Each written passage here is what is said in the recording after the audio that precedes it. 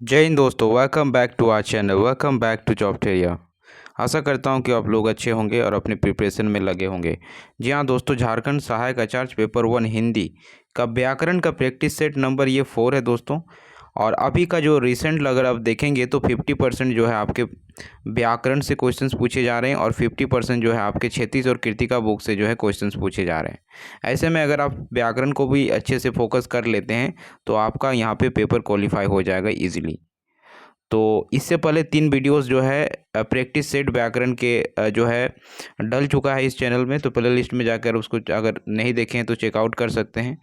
ये जो है 4th नंबर का प्रैक्टिस सेट है, जिसमें मैं वो सारे क्वेश्चंस रखा हूँ जो आपके अभी के रिसेंट जो एग्ज़ाम हो रहे हैं पेपर के अकॉर्डिंग ये क्वेश्चन आपको देखने को मिलेंगे। तो बने रहिएगा वीडियो में अंत तक। और चैनल पर दोस्तों अगर फर्स्ट टाइम जुड़े हैं तो चैनल को ज़रूर सब्सक्राइब करके बेल आइकन को प्रेस कर लीजिएगा। दिए गए वाक्यांश के लिए एक शब्द चुनिए। जो बात पहले कभी ना हुई हो उसे क्या कहा जाता है? जो बात पहले कभी ना की गई हो उसे क्या कहा जाता है? तो यहाँ पे अविश्वसनीय, सी आपका करेक्ट हो जाएगा। नेक्स्ट क्वेश्चन है, सही बर्तनी वाले शब्द का चयन करें। यहाँ पे आपको स्पेलिंग देखना है, खूबसूरती का सही स्पेलिंग कौन सा है। तो सही बर्तनी चुनाव करना है, तो यहाँ पे अगर देखेंगे तो आपका ऑप्शन डी करेक्ट हो जाएगा। नेक्स्ट क्वेश्चन है, दिए गए वाक्यांश में रेखांकित खंड को प्रतिस्थापित करने के लिए उपयुक्त विकल्प का चयन करें। सविता पढ़ना लिखना जानती है, तो सविता पढ़ना लिखना जानती है में जो है यहाँ पे पढ़ना लिखना जानती है, इसको जो है प्रतिस्थापित करना है आपको। तो पढ़ना लिखना जानती है को क्या कहा जाता है? स्वार्थी कहा जाता है, अनपढ़ कहा जाता है, निरक्षर कहा जाता है या साक्षर कहा जाता है?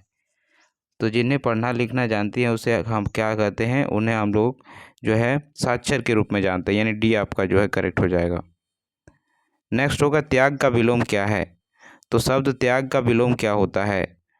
तो त्याग का विलोम आपका हो जाता है ग्रहण। ध्यान रखिएगा, त्याग का विलोम ग्रहण हो जाएगा। वहीं अगर बात करें परित्याग, तो परित्याग का विलोम हो जाता है, विलोम हो जाएगा आपका त्याग, बलिदान, ये आपका जो है इसका विलोम हो जाएगा। वहीं विग्रह का अगर विलोम पूछ लिया जाए तो विग्रह का जो है विग्रह का आपका विलोम हो जाएगा निराकार और अशरीरी। अशरीरी, तो ये सब भी आपको एक्स्ट्रा चीज़ें ध्यान रखनी है। नेक्स्ट है, अमावस्या को अंधेरा छा जाता है, काले बादल काले शब्द का विलोम बताइए। मतलब ये जो अमावस्या है इसका विलोम अब पूछ लिया है। तो अमावस्या का विलोम क्या होता है दोस्तों? तो अमावस्या का विलोम अमास, अंधेरा, अंधकार या पूर्णिमा। तो इसका जो है अमावस्या का आपका विलोम हो जाएगा पूर्णिमा। ऑप्शन डी करेक्ट हो जाएगा। आदि का विलोम शब्द है, आदि का कौन सा विलोम शब्द है? तो आदि का विलोम शब्द क्या होगा बताइए? आयादि, अंत, व्याधि या फिर आध। तो आदि का जो है विलोम शब्द आपका हो जाएगा अंत। ऑप्शन बी आपका करेक्ट हो जाएगा। दांत गिनना मुहावरे का अर्थ क्या है? तो दांत गिनना मुहावरे का अर्थ है क्या है बताइए? गहरी दोस्ती, उम्र का पता लगना, चकित करना या बोलने से रोकना।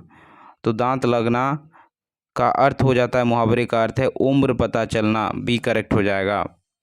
इनमें से किस शब्द की वर्तनी शुद्ध है? तो इसमें से सही स्पेलिंग आपको चुनाव करना है। तो इसमें से बताइए कौन सा स्पेलिंग जो है तिरस्कार का शुद्ध होगा? तो तिरस्कार का सही स्पेलिंग आपका हो जाएगा ऑप्शन ए, तिरस्कार। गरुड़ का पर्यायवाची शब्द निम्न में से कौन सा है?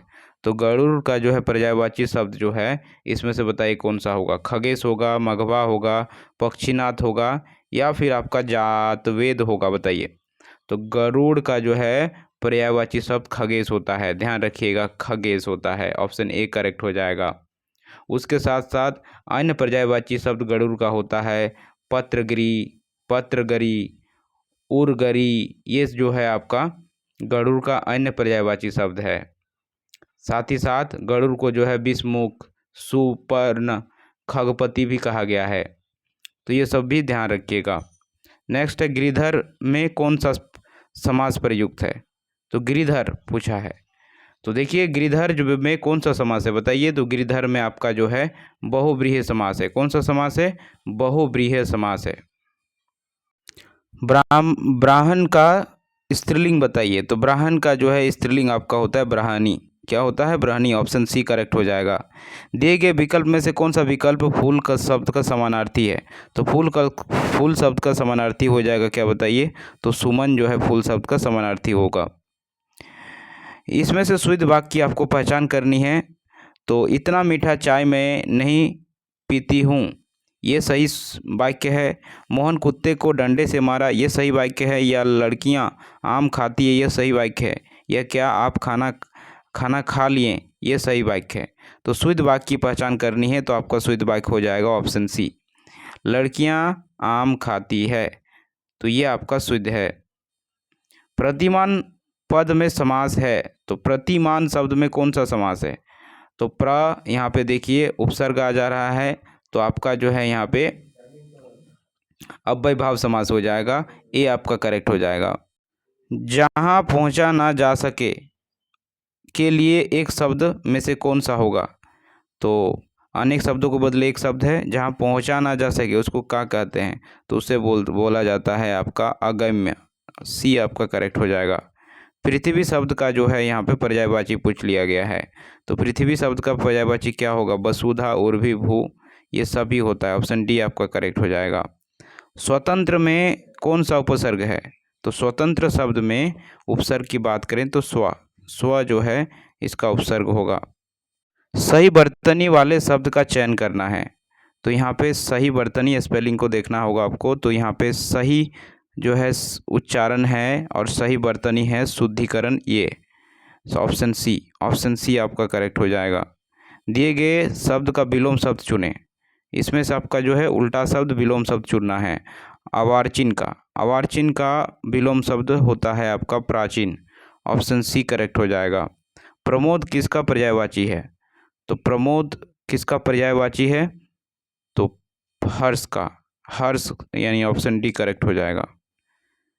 निम्नलिखित में दिए गए 4 विकल्पों में से उस विकल्प का चयन करें जो मुहावरे का अर्थ व्यक्त करता है। जैसे दाहिना हाथ होना मुहावरे का अर्थ क्या है? बहुत सहायक होना। ऑप्शन सी करेक्ट हो जाएगा। चार दीवारी का शुद्ध रूप में निम्न में से कौन सा है? तो चार दीवारी का शुद्ध रूप निम्न में से कौन सा है, बताइए। तो यहाँ पे जो है शुद्ध रूप चार दीवारी का आपका हो जाएगा ऑप्शन नंबर सी। चार दीवारी का सही स्पेलिंग ये है, सी आपका करेक्ट हो जाएगा। नेक्स्ट है आपका हिमालय का संधि विच्छेद कीजिए। तो हिमालय का सही संधि विच्छेद कौन सा ऑप्शन है? तो सही संधि विच्छेद हिमालय का होता है हिम जोड़ आलय हिमालय, हिम जोड़ आलय हिमालय। तो ऑप्शन आपका यहाँ पे बी करेक्ट हो जाएगा। बी आपका करेक्ट ऑप्शन हो जाएगा, बी। नेक्स्ट है गगनचुम्बी शब्द में में से कौन सा समास है? तो गगनचुम्बी शब्द में से कौन सा समास है? तो यहाँ पे अगर देखेंगे तो आपका जो है ये तत्पुरुष समास हो जाएगा। क्या हो जाएगा? तत्पुरुष समास हो जाएगा। गगनचुम्बी यानी गगन को चूमने वाला, तो इसमें जो है कारक आ जा रहा है को, तो कारक की विभक्ति इसमें आ जाती है, तो वो तत्पुरुष समास हो जाता है। तो इसमें आपका जो है कारक चिन्हों का लोप है, तो ये आपका तत्पुरुष समास में आ जाएगा। उपसर्ग किसे कहते हैं? तो उपसर्ग किसे कहते हैं? तो जो शब्दांश मूल शब्द के पहले जुड़कर उसके अर्थ में परिवर्तन कर देते हैं अथवा विशेषता उत्पन्न कर देते हैं, उसी को उपसर्ग कहा गया है। तो ऑप्शन बी करेक्ट हो जाएगा। नेक्स्ट है मैंने राधा के लिए कपड़े खरीदे, इस वाक्य में कारक का प्रकार बताइए। तो के लिए यहाँ पे देखिए कारक का इसमें प्रकार पूछ लिया है, तो यहाँ पे आपका कौन सा कारक हो जाएगा? तो यहाँ पे आपका हो जाएगा ये संप्रदान कारक। जैसा कि आपको मालूम है कारक की जो विभक्तियाँ होती है, कर्ता ने कर्म को करण से के द्वारा, संप्रदान को के लिए, अपदान से, संबंध का के की, अधिकरण मैं पर, और संबोधन हे ओह अरे, ये होता है। तो इसमें जो हो जाएगा करेक्ट हो जाएगा आपका संप्रदान कारक। ध्यान रखिएगा। Thanks for watching.